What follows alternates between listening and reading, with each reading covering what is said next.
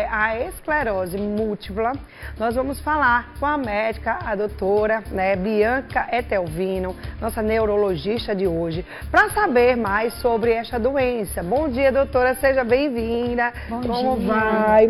Tudo bem? Fica à vontade aí. E olha, a gente vai falar sobre a esclerose múltipla, doutora. E eu queria saber o que seria a esclerose múltipla, né? Explica um pouquinho pra gente, pra quem tá em casa. Tem gente que não entende, não sabe o que é. Explica um pouco sobre o que é a esclerose múltipla.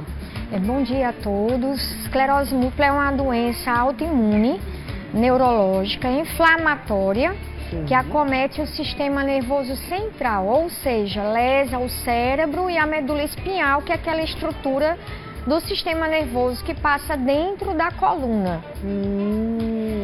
E ela não tem cura exatamente porque ela é autoimune, causada pelo nosso próprio sistema de defesa. Então ela tem um tratamento de uso contínuo, mas não tem cura.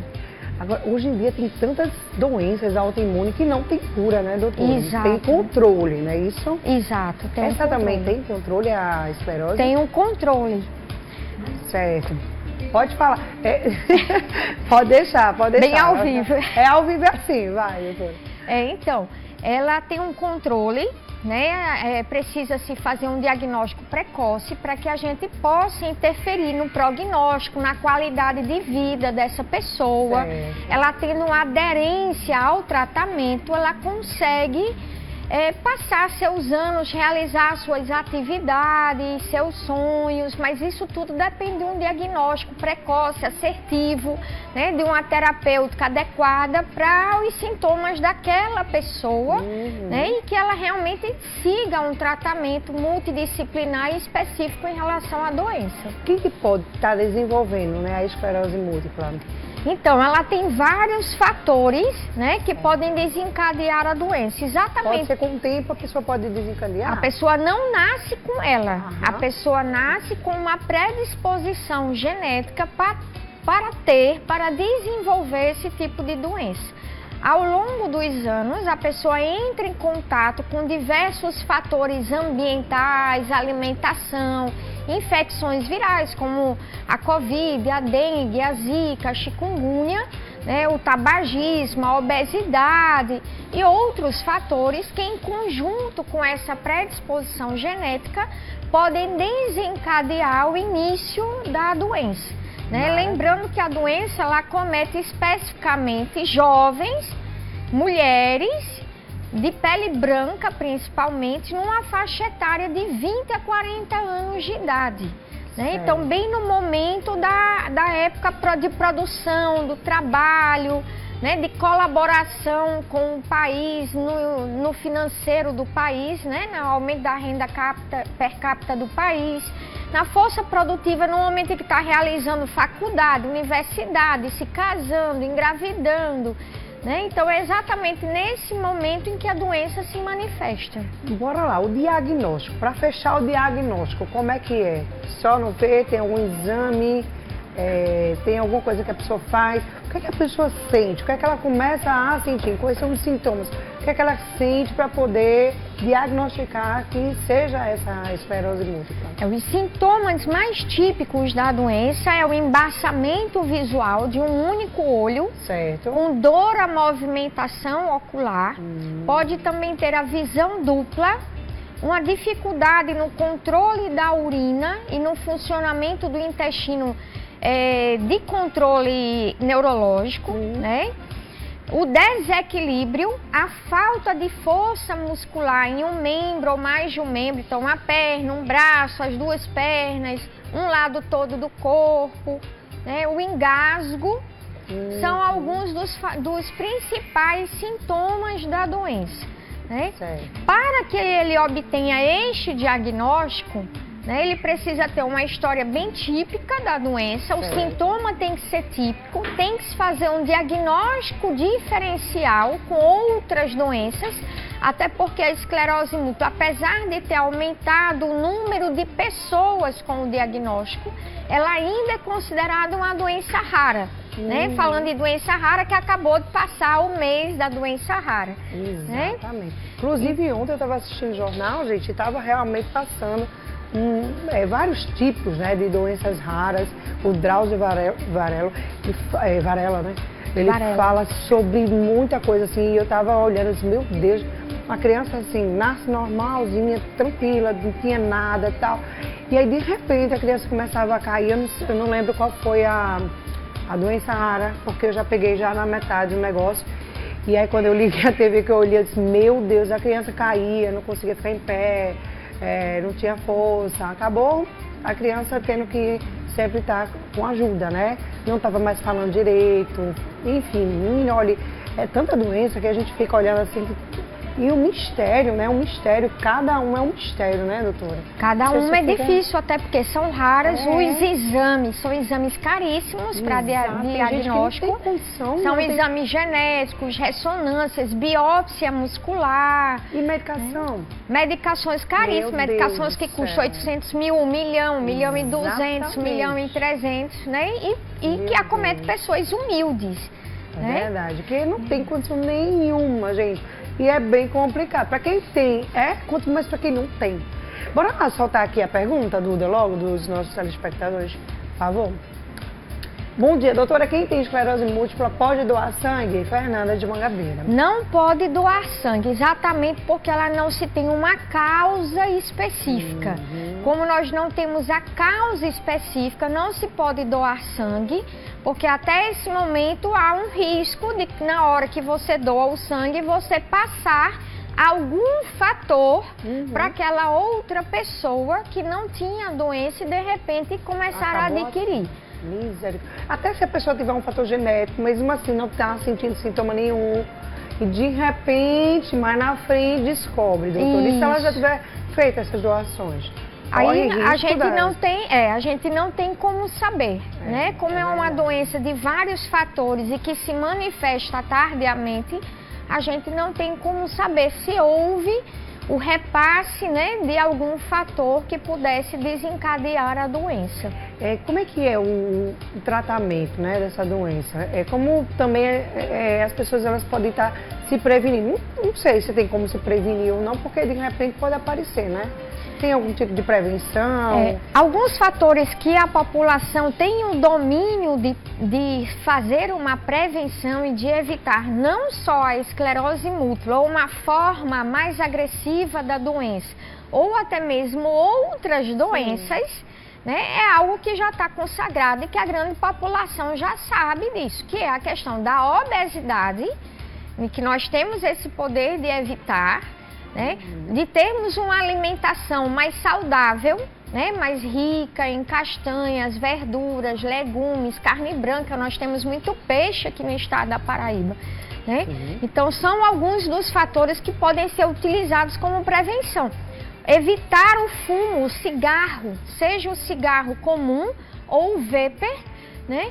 São alguns dos fatores que nós temos esse domínio também, de evitar diversas outras patologias e não só a esclerose múltipla.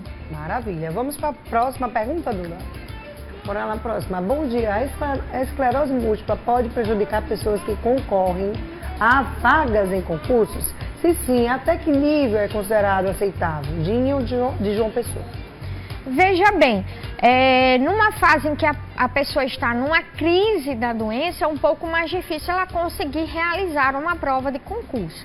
Mas à medida que ela já está sob tratamento, a gente consegue ter uma percepção de quais são as dificuldades que ela tem. Se é uma dificuldade visual, se é uma dificuldade física, e a gente faz um relatório, né, para a empresa que está realizando o concurso, né, que normalmente são contratadas empresas, né, e a gente coloca quais são as dificuldades e sugere adaptações. Então, a adaptação da prova, por exemplo, tamanho de letra, né, qual o tipo da letra, tempo de prova, o local, a sala que a pessoa vai fazer a prova, se for uma dificuldade na mobilidade, então a gente pede para colocar num ambiente térreo, ou se não tem ambiente térreo, colocar num local que tenha rampa, ou que tenha elevador, entendeu?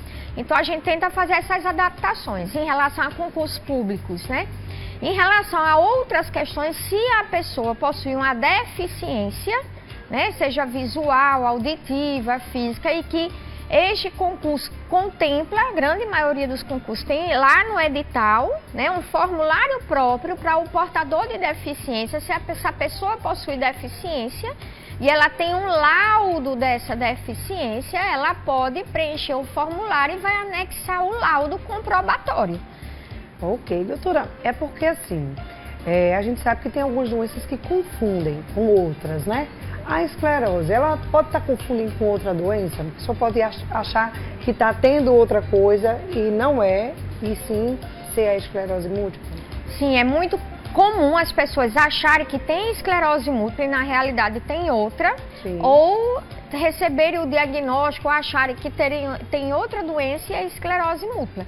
Porque os sintomas são parecidos com outras, né, doenças raras também, com outras doenças do sistema nervoso central, como a esclerose lateral amiotrófica, a neuromielite óptica, que é uma outra doença rara e que estamos no mês de conscientização da neuromielite óptica, que é o março verde, né? Temos as doenças reumatológicas, como o lúpus, que é até mais frequente que a esclerose múltipla e que pode desencadear sintomas neurológicos no lúpus e que também é mais frequente na mulher e na mulher jovem, assim como a esclerose múltipla.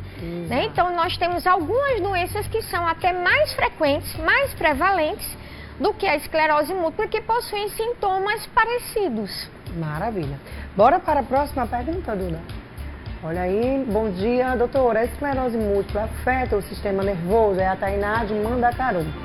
Afeta, agora, né? Sim. Eu não sei se ela está falando o sistema nervoso em relação ao nervosismo, que às vezes as pessoas colocam dessa forma. Ou se é o sistema a pergunta é se é o sistema nervoso de fato. Como a gente falou, afeta o cérebro e a medula, então dependendo de onde tiver a lesão, você pode ter alteração visual, alteração para caminhar, para movimentar o braço, para falar, né, para coordenação motora. E se for em relação à questão de sistema nervoso, enquanto nervosismo, ansiedade, depressão, estresse, logicamente, que uma pessoa e a família dessa pessoa, quando recebe um diagnóstico de uma doença crônica que afeta o sistema neurológico, sem cura, que vai ter que tratar o resto da vida aos 20 anos de idade, evidentemente que isso causa um impacto emocional, não só na pessoa, como em toda a família dela, toda a rede dela, assim como em nós, da equipe né, médica e equipe multidisciplinar que acompanha essa paciente. Logicamente que a gente também tem uma dificuldade em dar um diagnóstico desse para uma pessoa de 20 anos. Com certeza. Né? Então isso pode desencadear depressão, ansiedade, até aquele paciente trabalhar a aceitação da doença, seguir o tratamento e melhorar a sua qualidade de vida. Ok, vamos para a última pergunta, Duda? Bora lá. Bom dia, existe um diagnóstico tardio após os 50, 60 anos? É a Suzana de Manaíra. Tem esse diagnóstico tardio? Uma pessoa com 50, 60 anos, ela pode vir a descobrir essa doença já depois de... É possível, é mais raro, né? Exatamente porque a faixa etária é de 20 a 40 anos de idade, né? Mas evidentemente que acontece de a gente ter pacientes que tiveram o diagnóstico posterior, após 5, 10 anos no início da doença, né? E foram recebendo outros diagnósticos ao longo daquele tempo, ou por conta das arbovirose e da Covid-19, né? Que foi um fator extraambiental. Então nós tivemos aí de 2020 para cá alguns diagnósticos nessa faixa etária desencadeadas no pós-Covid, né? Mas, evidentemente, como nessa faixa etária é mais comum um AVC do que esclerose múltipla, a gente tem que fazer um diagnóstico diferencial, né, mais rigoroso, para termos certeza que estamos diante da esclerose múltipla, até porque o tratamento é específico para aquela doença, para a esclerose múltipla, e é um tratamento de alto custo, fornecido pelo Ministério da Saúde, também, né, pelo rol da ANS, né, e que só serve para a esclerose múltipla. Então, a gente tem que ter um cuidado na hora que a gente firma o diagnóstico que prescreve a medicação. Essas medicações, elas são acessíveis? Como adquirir essa medicação? Tem que ter um laudo médico? Onde adquirir também essa medicação, doutor? Então, eu sou a coordenadora do Centro de Referência de Esclerose Múltipla e outras doenças desmielinizantes do estado da Paraíba.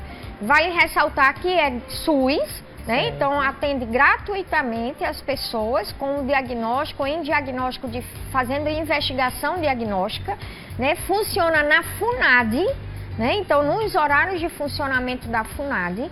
Então, se essa pessoa recebeu esse diagnóstico de outro neurologista, né? Ou está passando pela investigação diagnóstica de outro neurologista, ou tem algum sintoma que acha que é parecido com a doença, ela deve procurar o serviço, né, com os exames, ou com o encaminhamento médico, ou com o laudo do médico, né, ou enviar um e-mail para o crempb@gmail.com, crempb@gmail.com, conta a sua historinha de forma objetiva e anexa o laudo do exame ou encaminhamento médico. Não precisa regular pelo município, vale a pena ressaltar isso. O paciente sozinho pode agendar a consulta, né?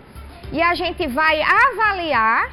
Se não for para o serviço, for outra doença, a gente já vai indicar onde é que ele deve procurar esse atendimento. E se for para nós já vamos fazer o agendamento e atender este paciente, né? E aí, durante a consulta, dar os encaminhamentos. Ok, a medicação demora muito?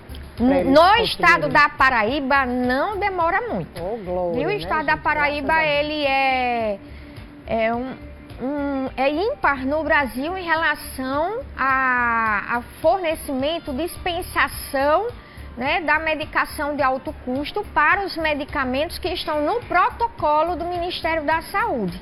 O que demora são aqueles medicamentos que o Ministério da Saúde ainda não incorporou, né? Por exemplo, os pacientes que possuem a forma mais agressiva, que é a forma progressiva da doença, até hoje o Ministério da Saúde não incorporou esse medicamento. Então isso dá um pouco mais de trabalho, porque vai precisar procurar seus direitos no Ministério Público, tentar conseguir essa medicação, né, com a federação, ou com o estado, ou com o seu município. Né? Aí tem um pouco mais de dificuldade, mas os outros medicamentos que estão no protocolo do Ministério da Saúde, né, nós dispensamos, autorizamos e entregamos esse medicamento. Nós temos um núcleo do CDMEX dentro do centro de referência, funciona lá na FUNAD, então o paciente não se desloca, por exemplo, para o CDMEX. Né? O paciente da grande João Pessoa, da região metropolitana, ele é atendido lá e recebe sua medicação lá também, como passa pela equipe multidisciplinar lá no serviço. Maravilha, doutora. Quero agradecer aqui a sua participação mais uma vez no nosso programa. Obrigada por ter vindo aqui falar desse assunto. A gente sabe que existem inúmeros tipos de doenças raras nesse mundo inteiro. É difícil, eu acho que para alguns especialistas, até identificar por conta dessa questão de ser um pouco parecida às vezes com outra, né? Então tem que ser muito bem avaliada, até para poder fazer um tratamento realmente adequado, né, doutora? Obrigada, viu? Eu agradeço muito a oportunidade de estar aqui hoje falando sobre uma das doenças raras, mesmo após ter finalizado o mês, né?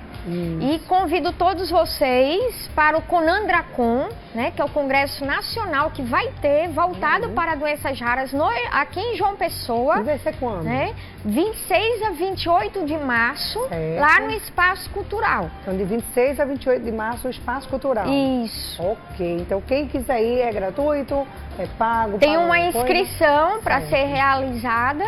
Né? O Centro de Doenças Raras, ele está à frente dessa organização. O pessoal acha onde? Como faz para adquirir o ingresso? Ele tem um site.